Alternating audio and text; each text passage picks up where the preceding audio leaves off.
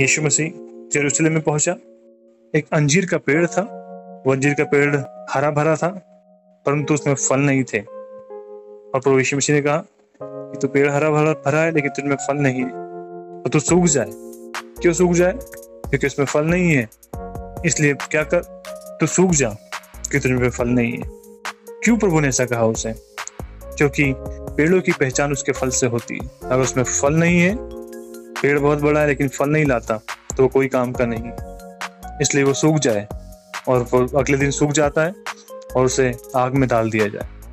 क्यों? क्योंकि वो पेड़ है लेकिन उसमें फल नहीं है।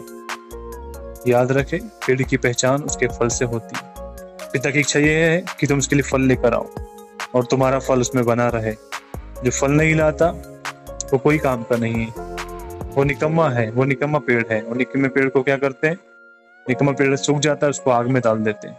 ये साधारण बात नहीं है, एक दृष्टांत है। ये प्रभु ने कहा है कि तुम पिता के लिए बहुत से फल लेकर आओ। अगर तुम फल नहीं लाते हो तो तुम उस अंजीर की पेड़ की तरह हो, उस अंजीर की पेड़ की तरह हो जिसे यीशु मसीह ने कहा कि सूख जा। क्यों? क्योंकि तूने फल नहीं लाया, तुझमें फल नहीं है, इससे तू सूख जा। और तू सूख जाएगा तो तू आग में डाल दिया जाएगा। जो व्यक्ति उसके लिए फल नहीं लाता, उसके लिए काम नहीं करता, तो वो उसी अंजीर की पेड़ की तरह है। भले वो अभी हरा भरा है, सब कुछ है, लेकिन वो सूख जाएगा।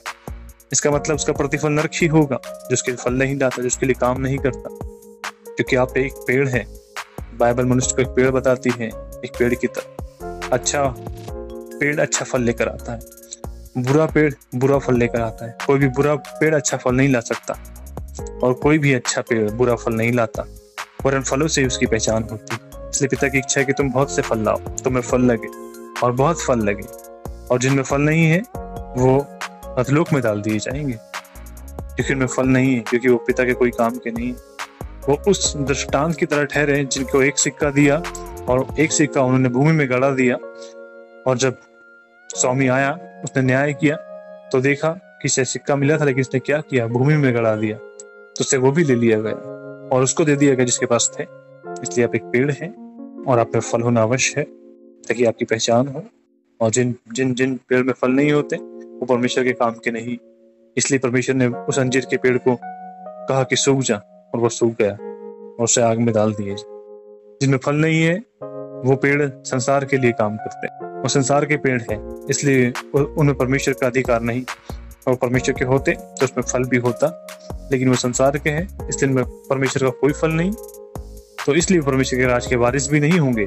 इसका मतलब यह है कि वो लोग परमेश्वर के राज के वारिस नहीं होंगे, क्योंकि वो आए तो है, लेकिन उन्हें परमेश्वर से प्रेम नहीं, ना वो परमेश्वर की आज्ञा से प्रेम रखते हैं। बस अपनी जरूरतों के लिए आए हैं।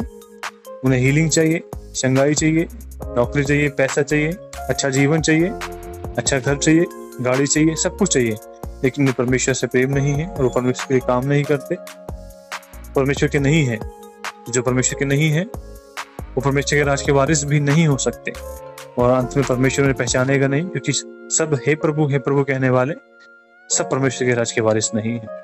लेकिन जो आत्मा और सच्चाई से उसकी आराधना करता है, पिता ऐसे ही लोग अपने लिए ढूंढ रहा है, और वही उसके राज्य के वारिस होंगे, जो दुख उठाकर भी उसके राज्य की महिमा करते हैं, उसके नाम की महिमा करते हैं और कहते हैं कि यह हुआ परमेश्वर भला है। चाहे वो मुझे सुख दे या दुख दे, वो फिर भी मेरा परमेश्वर है।